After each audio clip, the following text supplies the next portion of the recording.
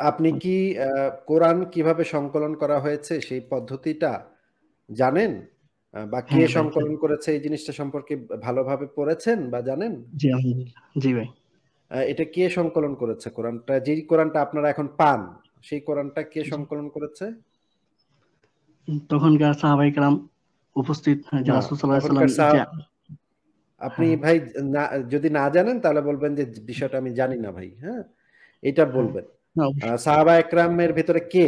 আপনাকে আমি specific question করেছি, স্পেসিফিক উত্তর দিবেন। হ্যাঁ ঠিক আছে? যদি না ভাই, জানেন শুনুন, বলবেন ভাই জানি না। যায়েদ বিন সাবিত সরি। রাদিয়াল্লাহু তাআলা আনহু তিনি মানে সংগ্রহ করছেন আরকি। মানে স্পেশালি। হ্যাঁ, হ্যাঁ, ওনাকে কমিটির প্রধান করা হয়েছিল। হ্যাঁ, পরবর্তীতে হ্যাঁ, আ হ্যাঁ, পরবর্তীতে সেই সংকলনটা পুস্তক জি, আকারে যে হ্যাঁ, ডিস্ট্রিবিউশন, সেই হ্যাঁ, ডিস্ট্রিবিউশনটা কে করেছিল? ওসমান করেছিল, তাই না? আমরা জি, যেই সবাই কোরআনটা জানেন, পড়ি জি, সেই কোরআনটা হচ্ছে ওসমানী কোরআন নাকি? জি, জি, ওসমানী কোরআনটা যখন ওসমান সংকলন করেছে, এই বিষয়ে ওসমানের কি বক্তব্য ছিল সেটা কি আপনি জানেন? যে ওসমান এই বিষয়ে কি, ওসমান যিনি খলিফা ওসমান যিনি হচ্ছেন ৩য় জি, খলিফা, সেই জি। ওসমান এই বিষয়ে কি বলেছিলেন সেটা কি আপনি জানেন? যে ওসমান এই কোরআন সংকলন বিষয়ে কি মতামত দিয়েছিলেন? না আমি সেটা জানি না। না ভাই, আমার প্রশ্ন এবং সেটা না। এবং আপনি একটু একটু বলছিলেন যে ধৈর্য ধরেন, এই একটু ধৈর্য হাদিস ধরেন, একটু ধৈর্য শুনেন, ধরেন, একটু ধৈর্য হ্যাঁ ধরেন, ঠিক আছে। একটু ধৈর্য ধরেন। আমরা স্টেপ বাই স্টেপ আগাচ্ছি। হ্যাঁ, আপনি যে অবশ্যই, প্রশ্ন অবশ্যই। করেছেন সেই প্রশ্নের উত্তর আপনি পেয়ে যাবেন। আমি হ্যাঁ, যেভাবে আগাচ্ছি সেইভাবে আপনি আমার সাথে, সাথে আগান। জি। আশা করি আপনি তবে আপনার আপনি প্রশ্নের আপনি উত্তরটা পেয়ে আপ- যাবেন। আপনি তো ভাই এটা আপ পেঁচাচ্ছেন ভাই। আপনি আমি মোটেও বলছিলেন পেঁচাচ্ছি যে না। আমি হ্যাঁ, মোটেও পেঁচাচ্ছি না। আমি হ্যাঁ, খুবই স্পেসিফিক উত্তরই দিচ্ছি। জি, যদি আপনি মনে করেন আমি পেঁচাচ্ছি, জি, তাহলে আপনি আগে পুরা জিনিসটা দেখেন। দেখার পরে আপনি নিজেই বুঝবেন। আর যদি আপনার সময় না থাকে, মনে করেন আসিফ মঈনুদ্দিন হ্যাঁ, পেঁচাচ্ছে, তাহলে তো ভাই চলে যান আমার লাইফ থেকে। আমার লাইফে হ্যাঁ। থাকার না, দরকার না, নেই। না, না ভাই, আমি আমার যথেষ্ট যেভাবে উত্তর সময় আছে। দিব, আমি জি যেভাবে ভাই, উত্তর হ্যাঁ, দিব সেইভাবে আপনি শুনবেন। ঠিক আছে? হ্যাঁ, ঠিক আছে। প্রথমে আমরা একটা দলিল দেখি। এই জিনিসটা আপনি পাবেন কোথা থেকে সেই জিনিসটা বলে দিচ্ছি। তাফসিরে মাঝারি নাম শুনেছেন? তাফসিরে মাঝারির? হ্যাঁ, আল্লামা সানাউল্লাহ পানিপথীর লেখা তাফসিরে মাঝারি একটা জি, বিখ্যাত তাফসির গ্রন্থ। হ্যাঁ, এই গ্রন্থের এই গ্রন্থের ৩য় খণ্ডের পৃষ্ঠা নাম্বার ৩৪৮-৪৯ একটা কয়েকটা কথা বলা আছে। এইখান থেকে একটু পড়েন তো ভাই, আপনি একটু জোরে, জোরে পড়েন তো। সবুজ কালি দেয়া যে কথাগুলো আছে সেটা হ্যাঁ। একটু পড়েন। হযরত আয়েশা রাদিয়াল্লাহু তাআলা আনহু এবং হযরত আনাস বিন উসমান বলেন, কথাটি লিখতে হতো এভাবে, আল মুকিমুনাস সালাহ, যারা সালাত প্রতিষ্ঠাকারী। সূরা মাইদার মধ্যে এরকম ভুল রয়েছে। যেমন এক স্থানে সাবে জুন লেখা হয়েছে, অথচ শব্দটি লেখা উচিত ছিল সাবেইন। যে বা আরেক স্থানে লেখা হয়েছে হাজানি, যার শুদ্ধ লিখিত রূপ হাজাইনি। হযরত উসমান বলেন, কোরআন এরকম কিছু কিছু ভুল উচ্চারণ শব্দ লিপিবদ্ধ রয়েছে, যেগুলোকে হ্যাঁ, আবার পড়েন। এই আরববাসী কথাটা আবার পড়েন। এই কথাটা আবার হ্যাঁ, পড়েন। হ্যাঁ। হযরত ওসমান কি বলেছেন আবার পড়েন। হযরত উসমান রাদিয়াল্লাহু তাআলা আনহু বলেছেন, কোরআনে এরকম কিছু কিছু ভুল উচ্চারণের শব্দ লিপিবদ্ধ রয়েছে, যেগুলোকে আরববাসীরা পাঠ করার সময় সঠিকভাবে উচ্চারণ করে। তাকে প্রশ্ন করা হয়েছিল, আপনি শব্দগুলোকে শুদ্ধ রূপে লেখার ব্যবস্থা করেননি কেন? উত্তরে হযরত উসমান বলেছিলেন, এভাবে থাকতে দাও। এর মাধ্যমে হালালকে হারাম এবং হারামকে হালাল করা হয়নি। প্রকৃত কথা এই যে এরকম মন্তব্য উম, অসমীচীন। আচ্ছা, এই বিষয়ে তাহলে হযরত ওসমানের বক্তব্য কি ছিল? যে কোরআনে এই রকমের কিছু ত্রুটি বিচ্যুতি রয়ে গেছে। কিন্তু এটাতে কোনো সমস্যা নেই। কারণ এটাতে তো হালালকে হারাম করা বা হারামকে হালাল করা এটা হয় নাই। সুতরাং এটা ঠিকই আছে, অসুবিধা নেই। এই জিনিসটা কে বলেছে ভাই? ওসমান রাদিয়াল্লাহু আনহু বলেছেন। আচ্ছা, ঠিক আছে। আরেকটা জিনিস দেখেন, সেটা ভাই হচ্ছে আমার প্রশ্ন হচ্ছে যে এখানে মতটা ভাই, কার? উনি তো তাফসীর কারকের। এই মতটা তো রাসূল সাল্লাল্লাহু আলাইহি ওয়াসাল্লামের অথবা আল্লাহ তাআলার বা সাহাবায়ে কেরামের মত না ভাই। রাসূল এখানে থাকবে মানে কিভাবে? আমার কি প্রশ্ন আশ্চর্য ছিল ভাই, কথা! কি মানে আশ্চর্য কোরআন কথা! কথা আগে শুনে নেন, কথা আগে শুনে নেন। ওখানে তো মানে ওসমানের কথা লেখা আছে, তারা কি সাহাবী না? আচ্ছা, এইখানে মানে মুহাম্মদের কথা থাকবে কেমনে? মুহাম্মদ তো তখন মইরা ভূতায় আছে। এইখানে মানে মুহাম্মদ এসে কেমনে বলবে যে মানে ওসমান তুমি কোরআনটা কেমনে সংকলন করছো কি করো নাই? এটা মুহাম্মদ কেমনে বলবে? ভাই ফারাজ ভাই, আমি তো কিছু বুঝলাম না। এখানে আল্লাহ পাক বা মুহাম্মদ এইভাবে এখানে কিভাবে কথা বলতে পারে? মানে তাদের কথা বলার কোনো স্কোপ কোথায়? মুহাম্মদ তো তখন মেরা ভূত। মোহাম্মদ বললে তো এটা কোরআন বা হাদিসের পার্টই হইতো। এটা তো কোরআন হাদিসের পার্ট দেখায় নাই সেটা। কিন্তু মুহাম্মদ কোরআন সংকলনের পরে মুহাম্মদের বক্তব্য সেই বিষয়ে কিভাবে থাকবে? এটা তো আমি বুঝলাম না ফারাজ ভাই। এটা কি মানে কখনো সম্ভব যে মরার থেকে উঠে এসে মোহাম্মদ বলবে ওই ওসমান তুই এটা কি কি কোরআন লেখছো সেটা? এটা কি ভাই মরার থেকে উঠে এসে মোহাম্মদ বলবে? আমিও তো বুঝলাম না ভাই, এটা এই কথার মানেটা কি আসলে। মানে অদ্ভুত হয়ে গেলাম ভাই, মানে পুরো বেকুব হয়ে গেলাম ভাই, ওনার মানে ইয়াটা শুনে পুরো বেকুব হয়ে গেলাম। আচ্ছা, কোরআনের সর্বশ্রেষ্ঠ ইয়া ছিলেন, কারি জি ভাই ছিলেন, হ্যাঁ? আচ্ছা। ভাই জি নিজেকে একটু মিউট করে রাখেন। সাইফুল ইসলাম জি ভাই নিজেকে একটু মিউট করে চুপ করে শোনেন আগে। কোরআনের সর্বশ্রেষ্ঠ কারি ছিলেন, সর্বশ্রেষ্ঠ মানে ইয়া ছিলেন হজরত আবদুল্লাহ ইবনে মাসুদ।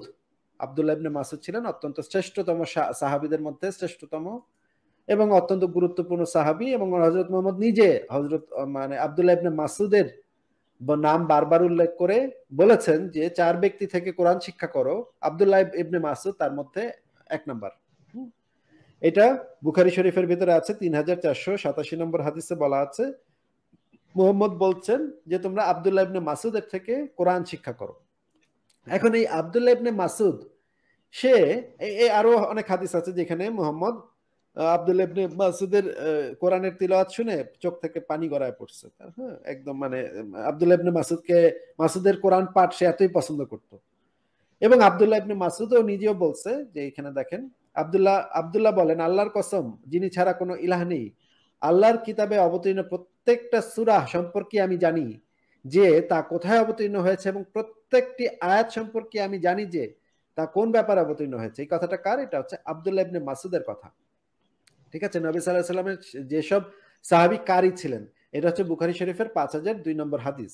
এখানে আবদুল্লাহ ইবনে মাসুদ বলছেন প্রত্যেকটা আয়াত সম্পর্কে, কোথায় কিভাবে নাজিল হয়েছে প্রত্যেকটা জিনিস সম্পর্কে আমি জানি। এখন এই আবদুল্লাহ ইবনে মাসুদ যখন এই কোরআনটা সংকলন হয়, তখন আবদুল্লাহ ইবনে মাসুদ সেই ওসমানের কোরআনটা সম্পর্কে কি মতামত দিছিল সেটা আমরা একটু দেখে নিই। প্রথমে আমরা দেখলাম ওসমানের মতামত, তারপরে আমরা দেখি এখন আবদুল্লাহ ইবনে মাসুদের মতামত। ঠিক আছে, এই বিষয়ে আপনারা যদি তাহফিমুল কোরআন পড়েন সাইয়েদ আবু আলা মওদুদির খণ্ড নম্বর 19 পৃষ্ঠা হ্যাঁ। নম্বর 320, এখানে যে জিনিসটা বলা আছে, এ সূরা দুটি কোরআনের অংশ কিনা। ভাই একটু জোরে জোরে পড়েন তো, লাল কালিতে যেটা দাগানো আছে এটা একটু জোরে জোরে পড়েন তো ভাই সাইফুল আমার ইসলাম ভাই। ফোনে স্পষ্ট দেখা যাইতেছে না, যার কারণে আমি মানে অনেকগুলো বুঝতেছি না। আপনি যদি পড়তেন আর ভালো হতো আর কি। আমার এখানে স্পষ্ট দেখা যাইতেছে না, অথবা যদি স্ক্রিনটা বড় করে শেয়ার করেন তাহলে। আচ্ছা, আমি তাহলে একটু বড় করে দিচ্ছি, দেখেন আপনি মানে হুম। একটু বড় করে দিচ্ছি। এবার কি ভালো হয়েছে ভাই? এবার কি আগের থেকে বেটার? আগের চেয়ে একটু বেটার, তবে আমার ফোনে আসলে এতটা ক্লিয়ার না আর কি। আচ্ছা, তাহলে ফারাজ ভাই আমি পড়ে শোনাই। তাহলে এখানে যে জিনিসটা বলা আছে, তবুও হাদিস ও তাফসির গ্রন্থগুলো এদের সম্পর্কে এমন 3টি বিষয়ের আলোচনা এসেছে যা মনে সংশয় ও সন্দেহ সৃষ্টি করতে পারে। তাই আমরা ব্যাপারটি পরিষ্কার করে দিতে চাই। এখানে লেখা আছে এই সূরা দুটি কোরআনের অংশ হওয়ার ব্যাপারে কি চূড়ান্তভাবে প্রমাণিত, অথবা এর মধ্যে কোনো প্রকার সংশয়ের অবকাশ আছে? হযরত আব্দুল্লাহ ইবনে মাসুদের মতো উন্নত মর্যাদা সম্পন্ন সাহাবী থেকে বিভিন্ন রিওয়ায়াতে একথা উদ্ধৃতি হয়েছে যে তিনি এই সূরা দুটোকে কোরআনের সূরা বলে মানতেন না। কোরআনের 2টা সূরা নিয়ে এখানে যে জিনিসটা বলা আছে দেখেন, সূরা নাস এবং সূরা ফালাককে আব্দুল্লাহ ইবনে মাসুদ কোরআনের অংশ বলে মনে করতেন না। সূরা নাস এবং সূরা ফালাককে আব্দুল্লাহ ইবনে মাসুদের মতো উচ্চ মর্যাদা সম্পন্ন সাহাবী তিনি কোরআনের অংশ বলেই মানতেন না। এখানে আরো কি বলা আছে আমরা পড়ি, তিনি এই সূরা দুটোকে কোরআনের সূরা বলে মানতেন না এবং নিজের পাণ্ডুলিপিতে তিনি এই দুটি সূরা সংযোজিত করেননি। ইমাম আহমদ, বাজ্জার, তাবরানি, ইবনে মারদুইয়া, আবু ইয়ালা, আব্দুল্লাহ ইবনে আহমদ ইবনে হাম্বল ইত্যাদি মুহাদ্দিসগণ বিভিন্ন সূত্রে এবং বেশিরভাগ ক্ষেত্রে সহিহ সনদের মাধ্যমে এ কথা হযরত ইবনে মাসুদ থেকে উদ্ধৃত করেছেন। এই হাদিসগুলোতে কেবল একথাই বলা হয়নি যে তিনি এই সূরা দুটিকে কোরআনের পাণ্ডুলিপি থেকে বাদ দিতেন, এবং এই সাথেই একথাও বলা হয়েছে যে তিনি বলতেন কোরআনের সাথে এমন জিনিস মিশিয়ে ফেলো না যা কোরআনের অংশ নয়। এ সূরা দুটি কোরআনের অন্তর্ভুক্ত নয়। নবী সাল্লাল্লাহু আলাইহি সাল্লামের মাধ্যমে একটি হুকুম দেয়া হয়েছিল, তাকে বলা হয়েছিল এই শব্দগুলোর মাধ্যমে আল্লাহর কাছে আশ্রয় চাও। কোন কোন রেওয়ায়তে আরো বাড়তি কথা বলা হয়েছে যে তিনি নামাজে এই সূরা দুটি পড়তেন না।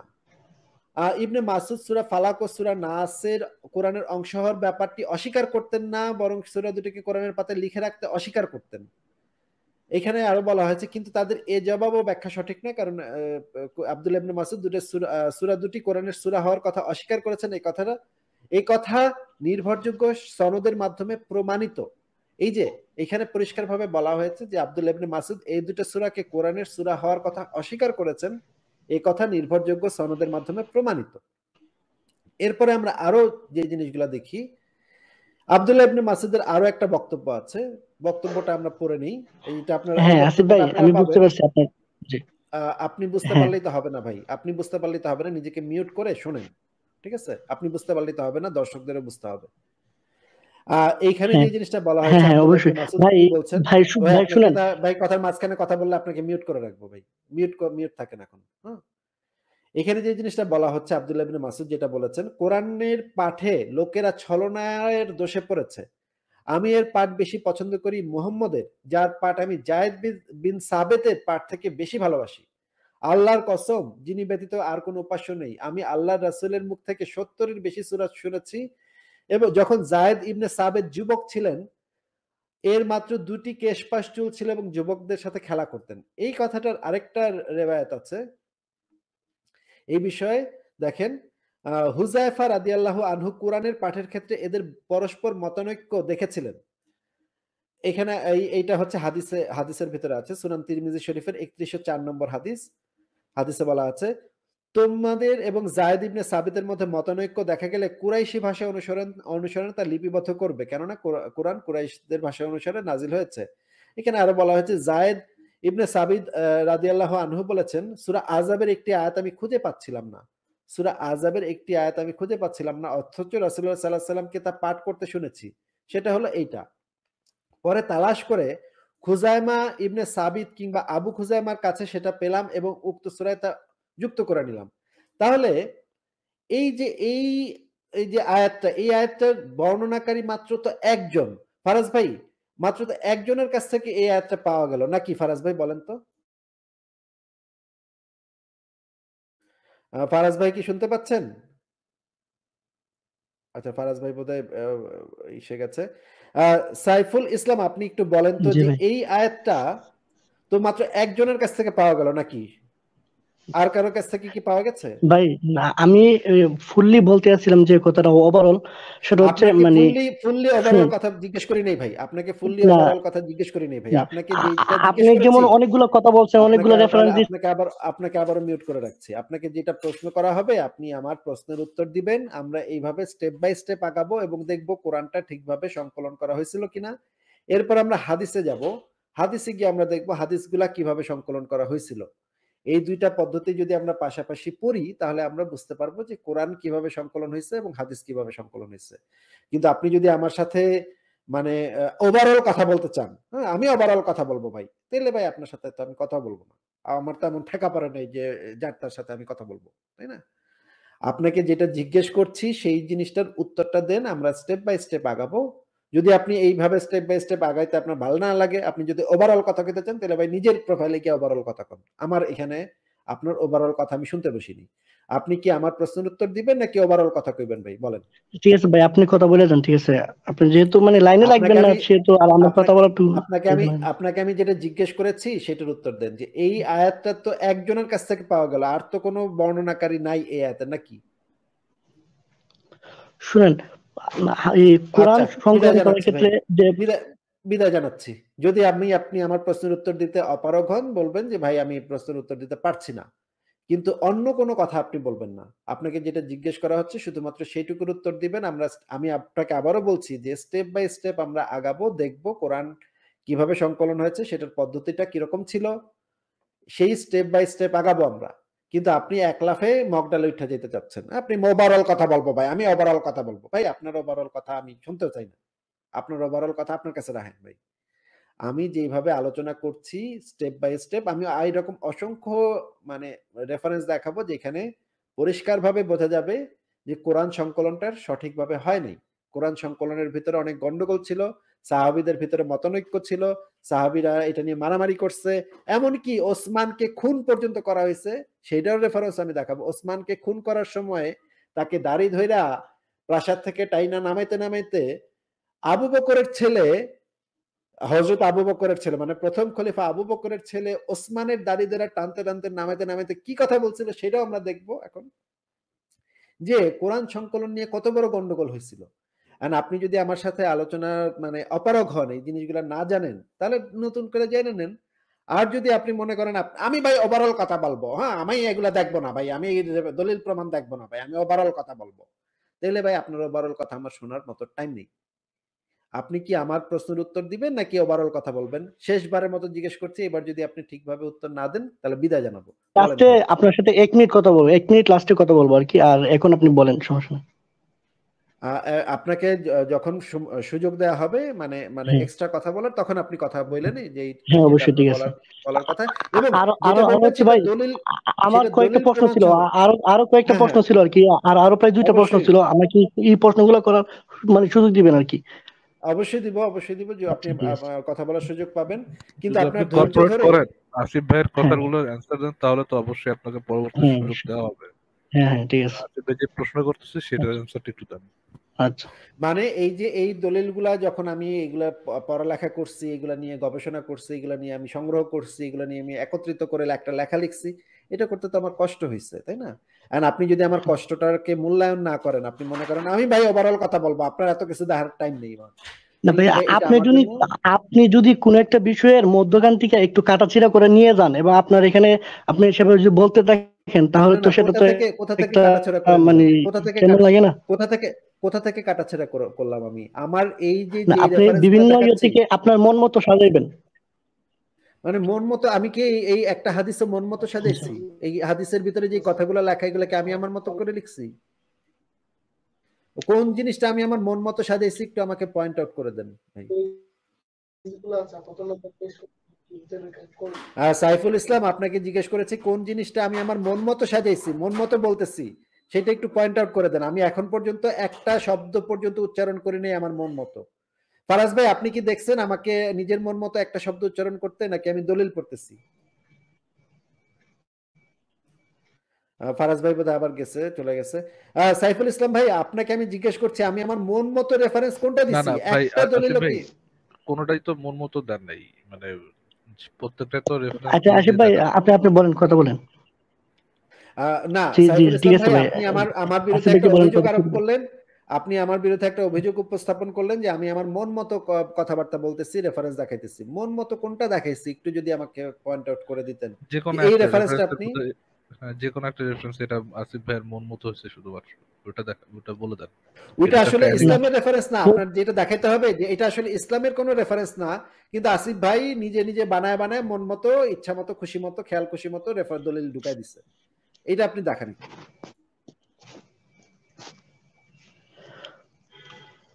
এই যে ভাই আপনি বলছেন যে এই কোরআন সংরক্ষণ করার ক্ষেত্রে মানে হাদিসটা অনেক শক্তিশালী, কিন্তু কোরআনটা শক্তিশালী না। আপনি কয়েকটা আনছেন, সেটা তো ভাই, মতন একটু আনছেন। হ্যাঁ সেটা তো কনক্লুশনে আমরা যাব, হ্যাঁ আগে এই জিনিসগুলা অ্যানালাইসিস করে আমরা দেখব যে কোরআন সংকলনটা কিভাবে হয়েছিল, এরপরে আমরা আসবো হাদিস সংকলনটা কিভাবে হয়েছিল, সেই দুইটা জি জি, কম্পেয়ার ঠিক করে আছে ভাই, তুলনা হাদিসটা করে। শুরু করেন ভাই। জি ভাই। না না আপনি আমার বিরুদ্ধে একটা অভিযোগ আরোপ করলেন যে আমি নাকি আমার মন মতো দলিল দেখাচ্ছি। কোন দলিলটা আমি মন মতো দেখাইছি একটু যদি আমাকে পয়েন্ট আউট করে দেন, যে এই হাদিসটা আসলে হাদিসের ভিতরে লেখা আছে একরকম, কিন্তু আসিফ ভাই যারা কি করে মন মতো একটা হাদিস করে দিছে আমারে। এই জিনিসটা আপনি আমাকে একটু বাইর করে দেখেন যে আমার বিরুদ্ধে যে একটা মিথ্যা অভিযোগ করলেন আপনি, এইটা একটু প্রমাণ করেন ভাই। এই যে মানে তাফসিরে, কোন তাফসিরে কি লেখলো আপনি এটার আইনা সেরা ওভারঅল একটা মুসলিম না না জাতির আমি উপরে তো মানে না না আপনি না একটা আমি তো প্রমাণ আমি তুলে আরে ধরছেন। আশ্চর্য কথা, তাফসিরে যেটা লেখা থাকবে আমি তো সেটাই আনবো, আমি কি নিজে বানায় আনছি নাকি? তাফসিরে যদি লেখা থাকে ওসমান নিজের লিখিত কোরআন সম্পর্কে সন্দেহ পোষণ করছিল, তাহলে তো আমি সেটা অবশ্যই আনবো না কেন? তাফসীর কারা লিখছে? আপনাদের স্কলাররা লিখছে নাকি যেন তেন লোক লিখছে? আল্লামা সানাউল্লাহ পানিপথী এই ব্যক্তিটা কে, আপনার কি কোনো ধারণা আছে ভাই? আপনি কি কইতে পারবেন যে আল্লামা সানাউল্লাহ পানিপথী কারে? ইসলাম আপনার থেকে কম জানে এরকম কিছু? পেজ নাম্বার চাইতে বলছিলাম, কত নম্বর পেজ কোরআনে আছে খাতাগুলো দেখে না। আচ্ছা ঠিক আছে ভাই, আপনার কথা আমার পেজ নাম্বার আপনার পিছন থেকে কেউ একজন বলে দিচ্ছে, আপনাকে পিছন থেকে কেউ একজন বলে দিচ্ছে পেজ নাম্বার লেখা রাখতে, আপনাকে আমি পেজ নাম্বার সহ বলে দিচ্ছি, প্রয়োজনে আপনার কাছে যদি শিখাই দিতেছে তাকেই বলেন আসতে। হ্যাঁ, তিনিও আসতে পারেন, কোনো সমস্যা নেই। আপনার কাছে যদি তাফসিরে মাঝারি গ্রন্থটা থাকে সবগুলা খণ্ড, আপনি খোলেন, আমি পৃষ্ঠা নাম্বার বলতেছি, আপনি ক্যামেরা অন করবেন, জনগণ সবাই মিলে দেখবে ওই তাফসিরের ভিতরে আমি যেটা বলতেছি সেটা লেখা আছে নাকি নাই, একেবারে সরাসরি প্রমাণ হয়ে যাবে। নাকি আমি বানায় কইছি এই কথাটা, এটা একেবারে সরাসরি প্রমাণ আমরা করব। হ্যাঁ, আপনার এই হাদিস সংকলনের বিষয়টা বলেন, তারপরে একদম লাস্টে আমার কিছু না অবশ্যই বলবেন লাস্টে। আপনি যে একটা মিথ্যা অভিযোগ আমার উপরে আরোপ করলেন, সেটার জন্য আপনি দুঃখ প্রকাশ করেন যে আমি ভুল বলছি বা আমি মিথ্যা বলছি, না হলে তো আমি সামনে আগাবো না ভাই। কারণ আপনি অলরেডি যে তাফসীর দেখাইছেন ওই তাফসীরের ব্যাটা কিছু বোঝে না, ওই তাফসীর কারক আপনার থেকে ইসলাম কম বোঝে, ভুলভাল লিখছে। হ্যাঁ, এটাও আপনি বলতে পারেন যে আমি অনেক বড় পণ্ডিত ভাই, আমি আল্লামা কাজী সানাউল্লাহ পানিপথের থেকে বেশি ইসলাম বুঝি, ওই বেটা কি বুঝে? হ্যাঁ, তাহলে এটা বলেন, তাহলে আমি মাইনে নেবো যে ওরে বাপরে আমাদের লাইভে আজকে বিরাট এক পণ্ডিত আইছে ভাই, তাহলে মাইনে নেবো ভাই। ভাই এখানে যে কোরআনের সূরা মানে বাতিলের ক্ষেত্রে বা কোনটা গ্রহণ করার ক্ষেত্রে এগুলাতে অনেকগুলো মতানৈক্য আছে, অনেকে অনেক মত দিছে। তো আপনি যদি এখান থেকে এক দুইটা মত নেন এবং এটাই প্রকাশ করেন, তাহলে সেই মতানৈক্যগুলাই তো আমি আপনাকে এবং আমাদের দর্শকদেরকে দেখাবো যে কোরআন নিয়ে কি পরিমাণ মারামারি কাটাকাটি কোপাকুপি হয়ে গেছে কোরআন মানে সংকলন নিয়ে, সেটাই আমরা দেখাবো। সেটা দেখানোর উদ্দেশ্যেই আমি এই কথাগুলো বলতেছি। তো এই জিনিসগুলো তো আমি অবশ্যই দেখাবো না কেন? মানে কোরআন নিয়ে সাহাবীরা কামড়া কামড়ি মারামারি কাটাকাটি করছে, এইটা একজন কইছে এটা ঠিক হয় না, আরেকজন কইছে এটা ঠিক হয়েছে, এটা নিয়ে যে কাটাকাটি হয়েছে, এইটাই তো আমার দেখানোর উদ্দেশ্য। দেখায় আমি প্রমাণ করব যে কোরআন সংকলনের যে পদ্ধতি, সেই পদ্ধতির ভিতরে এত বড় সমস্যা আছে, যে সমস্যা নিয়ে এত বড় সমস্যা আছে, যে সমস্যাগুলা নিয়ে স্বয়ং মুহাম্মদের সাহাবীরা পর্যন্ত মারামারি কাটাকাটি করছে। এইটা দেখাইলেই তো অনেক কিছু অনেকখানি আগায় যাবে, আমাদের যে আমরা যেই মূল জায়গাতে যাচ্ছি সেটার অনেকখানি এইখানে সলভ হয়ে যাবে। আপনি বলেছেন যে আমি নিজের খেয়াল খুশি মতো দলিল দেখাচ্ছি, কোনটা নিজের খেয়াল খুশি মতো মন মতো দেখাইছি, এটা একটু দেখান তো আমাকে। আচ্ছা ঠিক আছে ভাই, আপনি হাদিসের এটা শুরু করেন, আমার অনেকগুলো প্রশ্ন আছে। তো এটা তো শুধু হলো একটা বিষয়, আমি পরে ইসলাম সাহেব একটা সেকেন্ড, আপনার প্রশ্নটা অ্যাড্রেস করা হবে পরে। আপনি অ্যালিগেশন দিচ্ছেন, আপনি তাফসীরকে ফালাই দিতেছেন, এটা জাস্ট এক একজনের মত, এটা মত দিতেই পারে, এইগুলা করতেছেন। এরকম ডিসঅনেস্ট আলোচনা করলে আপনার সাথে আলোচনা আগাবে কিভাবে? আপনি একটু আগে যে কথাটা বললেন যে ইয়া সম্পর্কে, কোরআন সংকলনের ইতিহাস সম্পর্কে এক একজন এক এক মত দিচ্ছে, যখন আমরা দেখাচ্ছি যে না তাদের মতের মধ্যে ডিফারেন্স আছে, তারা সবার মতামত একরকম না, সাহাবীদের মধ্যেই ইভেন যারা সংকলন করছে তাদের নিজেদের মধ্যেই ডাউট আছে যে এটা ঠিক আছে কিনা, তারা নিজেরাই স্বীকার করতেছে কিছু উচ্চারণে ভুল আছে, কিছু লেখার মধ্যে ভুল আছে, যারা পড়তেছে তারা ঠিকভাবে পড়ে নিচ্ছে। এই জিনিসগুলো যখন দেখাইতেছি আপনাদেরকে, তখন আপনি বলতেছেন এটা ভিন্ন মত, এই জন্য ওইদিকে যাওয়া যাবে না। আপনার পজিশনটা কি এরকম যে কোরআনটা ঠিকভাবেই লেখা হয়েছে, যারা যারা এটার সপক্ষে বলছে শুধু তাদেরটা একসেপ্ট করে বাকিটা এত দেখা দরকার নেই, এরকম আপনার মত? না ভাই আসিফ ভাইকে বলেন যে হাদিসের ইয়েটা শুরু করতে, তারপরে ভাই আমি এই লোকের সাথে আলোচনা, আমার মনে হয় এই লোকের এত সময় দেওয়ার কোনো দরকার নেই। সাইফুল ইসলাম ভাই, আপনি আমার বিরুদ্ধে একটা অভিযোগ আরোপ করছেন, করা সেটা করবে ভাই। আচ্ছা ভাই, আচ্ছা ভাই শুনুন ভাই, আসিফ ভাইয়ের কাছে আমি সরি বলতেছি, মানে আপনাকে আমি কম্পেয়ার করার জন্য আপনি কথা শুরু করেন। আমার কয়েকটা বাকি কিছু প্রশ্ন ছিল। আচ্ছা ফারাজ ভাই আমার মনে হচ্ছে যে উনি মানে চেষ্টা করতেছে কিভাবে এগুলো অস্বীকার করা যায়, কিন্তু ওনাকে তো একটা সুযোগ দেই, ভাই মানে কেউ একটা কোনো কোশ্চেন করলে ওটাকে তো অ্যাটলিস্ট অ্যাড্রেস করার একটা প্রবণতা থাকতে হয়, যে আমি আচ্ছা আপনার কোশ্চেন করছেন আমাকে, এটা একটু অ্যাড্রেস করি। সে তো নিজের যা লিখে নিয়ে আসছে ইসার মধ্যে, চোটের মধ্যে, ওটাই বলতেছে, এর বাইরে তো কিছু বলতেছে না। হ্যাঁ, ঘুরে ফিরে উনি একই কথা বলতেছে যে ভাই হাদিসে যান, ভাই হাদিসে যান, এখানে আমার কোনো কিছু প্রশ্ন আছে, হাদিসে যান, হাদিসে যান। কোরআনে কিছুতেই তো উনি থাকতে যাচ্ছেন না। কোরআন সংকলনের যে পদ্ধতি এবং সেই সংকলনের যে ইতিহাস, এটাতে কিছুতেই উনি থাকতে চাচ্ছেন না। উনি মানে একটু মোচড়ামুচড়ি করতেছেন। কিন্তু ফারাজ না ভাই, ভাই, ওনাকে আমি একটা সুযোগ দিতে চাই, মানে দেখি যে উনি কতদূর যান। কিন্তু এরপরে যদি আমি দেখি যে উনি কোনো মিথ্যা অভিযোগ আরোপ করতেছেন আমার বিরুদ্ধে বা আমাদের বিরুদ্ধে, বা যদি কোনো ধরনের ইয়া করেন, তাহলে তো তখন তো বিদায় জানাতে হবে, কিছু করার নেই। আরেকটা সুযোগ আমি দিতে চাই, দেখি উনি আমাদের সাথে আলোচনাটা কন্টিনিউ করেন কিনা। তাহলে আমরা যে জিনিসটা দেখতেছিলাম সেই জিনিসটাতে আবার একটু ফেরত যাই। আহ, দেখেন, যে এখানে যে জিনিসটা বলা আছে, এই হাদিসের ভিতরে যে জিনিসটা বলা আছে, আবারও দেখাচ্ছি, সুনান তিরমিজি শরীফের 3104 নম্বর হাদিস, সহিহ হাদিস।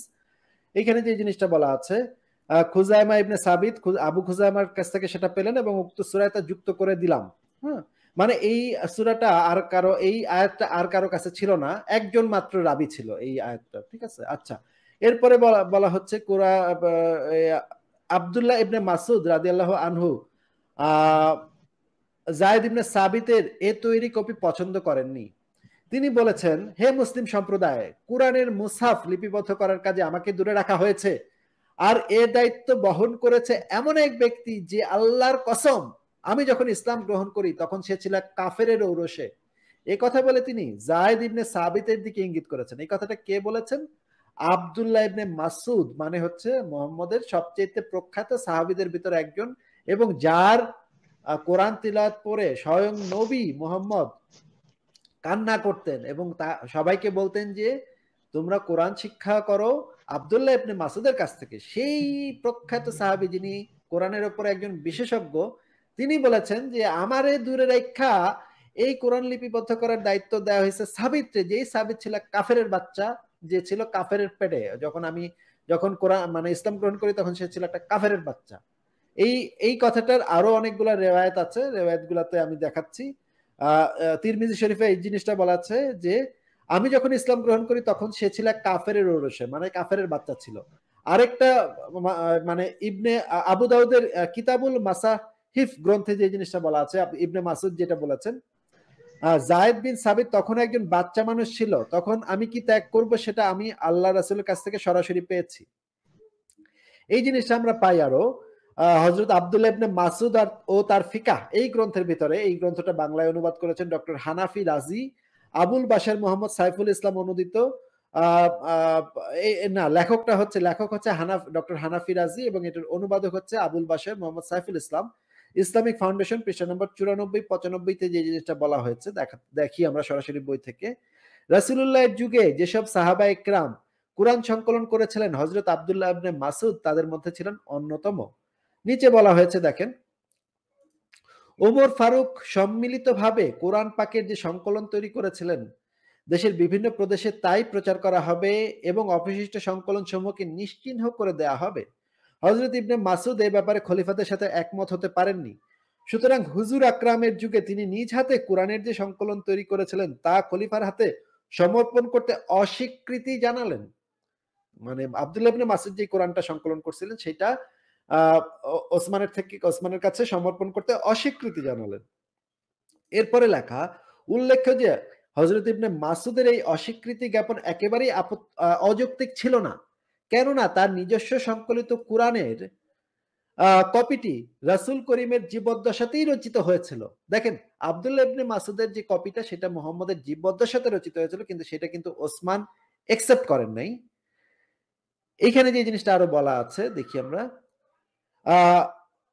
আর হযরত আবু বকর সিদ্দিকী স্বীয় খেলাফতকালে যে কোরআন পাকের সংকলন তৈরি করেছিলেন তাতে হযরত যায়েদ বিন সাবিতের ভূমিকাই ছিল প্রধান। হযরত ইবনে মাসুদ রাসূলুল্লাহ সাল্লাল্লাহু আলাইহি ওয়াসাল্লামের সহচর্যে যখন কোরআন পাকের প্রশিক্ষণ নিচ্ছিলেন, হযরত যায়েদ বিন সাবিত তখন নিতান্তই ছোট সমবয়সীদের সাথে খেলাধুলায় দিন গুজরান করতেন। হযরত ইবনে মাসুদের কুরআনী ইলমের যে গভীরতা ছিল অন্য কারোরই তা ছিল না। ইবনে মাসুদ তো ছিলেন প্রবীণ ও প্রাথমিক যুগের সাহাবাদের একজন। তিনি ছিলেন ফকিহ ও আইনজ্ঞ সাহাবাদের অন্যতম প্রধান। তিনি বলেন, কোরআন এর অভিজ্ঞতা সম্পর্কে খোদ রাসূলুল্লাহ ইরশাদ করেছেন, যে ব্যক্তি শুদ্ধ ও সাবলীলভাবে কোরআন পাকের অবিকল রূপে পাঠ করতে চায় সে যেন ইবনে উম্মে আবদ এর তিলাওয়াতের অনুসরণ করে। ইবনে উম্মে আবদ হচ্ছে কি এই নববী সনদ নববী সনদ প্রাপ্তির পর গৌরব উদ্ভাসিত ইবনে মাসুদের উপরোক্ত মতনৈক্যকে কিছুতেই দূষণীয় ভাবা যায় না, বরং যথার্থ ও যুক্তিযুক্তই ছিল। মানে হচ্ছে ইবনে মাসুদের প্রশংসা স্বয়ং নবী করতেন, কিন্তু ইবনে মাসুদকে এই কোরআন সংকলনের যে প্রসিডিউর থেকে সম্পূর্ণ বাদ রাখা হয়েছে, এবং যেটার কারণে ইবনে মাসুদ বিরক্তি প্রকাশ করেছেন বহুবার। এখন আমরা দেখব, ফারাজ ভাই উনি তো চলে গেছে, আমরা তাহলে আরো কয়েকটা জিনিস একটু দেখায় দিই, কারণ এই জিনিসটা পরবর্তীতে দরকার হবে, যে এই যে মানে ওসমানকে হত্যা করা হয়েছিল, এইটা তো দেখতেই হবে। ওসমানকে কেন কিভাবে হত্যা করা হয়েছিল সেই জিনিসটা তো দেখতেই হবে, সেই জিনিসটা না দেখলে তো আসলে চলে না। আমরা দেখি একদম সরাসরি আল বিদায়া ওয়ান নিহায়া গ্রন্থ থেকে দেখবো আমরা। দেখি এখানে কি বলা আছে, যে ওসমানকে কেন কিভাবে হত্যা করা হলো এবং সেটার ইয়াটা কি, এটা আমি দেখাচ্ছি যে এখান থেকে, সেটা আপনাদেরকে বলে দিচ্ছি। এটা আপনারা পাবেন আল বিদায়া ওয়ান নিহায়া, আল্লামা ইবনে কাসিরের লেখা, ইসলামিক ফাউন্ডেশন থেকে প্রকাশিত, 7ম খণ্ড, পৃষ্ঠা 332-33 যে জিনিসটা বলা আছে। দেখি আমরা, দেখেন এখানে হাফিজ ইবনে আসাকির বর্ণনা করেন যে ওসমানের দৃঢ়তা সহকারে গৃহের সকল সদস্য বের করে দিলে, পরিবারের ছাড়া কেউই ছিল না। এ সময় সন্ত্রাসীরা দেয়াল টপকে দরজা খুলে বাতি জ্বালিয়ে ভেতরে প্রবেশ করে। এদের মধ্যে কোনো সাহাবী ছিলেন না, এমনকি সাহাবীর কোনো সন্তানও ছিলেন না। সাহাবী সন্তানদের মধ্যে কেবল মুহাম্মদ ইবনে আবু বকর ছিলেন। সাহাবী সন্তানদের মধ্যে কে ছিলেন? মুহাম্মদ ইবনে আবু বকর, মানে আবু বকরের ছেলে মুহাম্মদ। এদের মধ্যে কেউ অগ্রসর হয়ে তাকে প্রহার করলে তিনি বেহুশ হয়ে যান। নারীরা চিৎকার জুড়ে দেয়। তখন তারা ছত্রভঙ্গ হয়ে গৃহত্যাগ করে। এ সময় খলিফা নিহত হয়েছেন মনে করে মুহাম্মদ ইবনে আবু বকর গৃহে প্রবেশ করেন।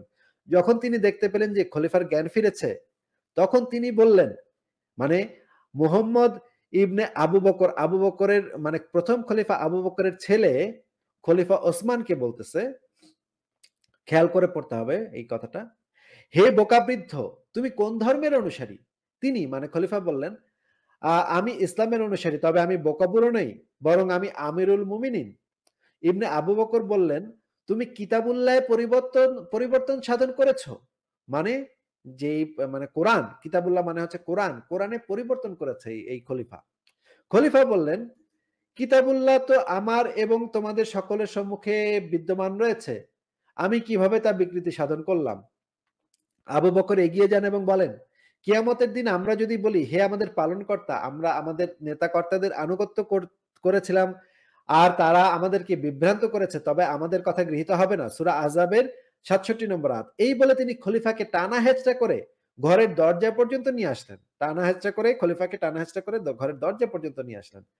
এখন খলিফা কি বললেন দেখেন, হে ভাতিজা, মানে আবু বকরের ছেলে মুহাম্মদ ইবনে আবু বকরকে ওসমান বলতেছে, হে ভাতিজা, তোমার পিতা আমার দাড়ি ধরতে পারতেন না। মানে এখানে এই মোহাম্মদ ইবনে আবু বকর খলিফা ওসমানের দাড়ি ধরে টানতে টানতে নামাইছে মানে প্রাসাদের দরজা পর্যন্ত। এই কারণে খলিফা বলতেছিলেন, হে ভাতিজা, তোমার পিতা আমার দাড়ি ধরতে পারতেন না, তোমার বাপে আমার বাড়ি ধরতে পারতো না, তুমি আমার যেই অপমানটা করলা, দাড়ি ধরে টাইনা টাইনা নামাইলা, এইটা তো তোমার বাপেও করতে পারতো না। এই কথাটা খলিফা ওসমান বলেন, এবং এরপরে ওসমানকে আর কি মেরে ফেলা হয়। তাহলে এখান থেকে তো পরিষ্কার যে কোরআন সংকলন নিয়ে কোপাকুপি মারামারি খলিফা পর্যন্ত খুন হয়ে গেছে।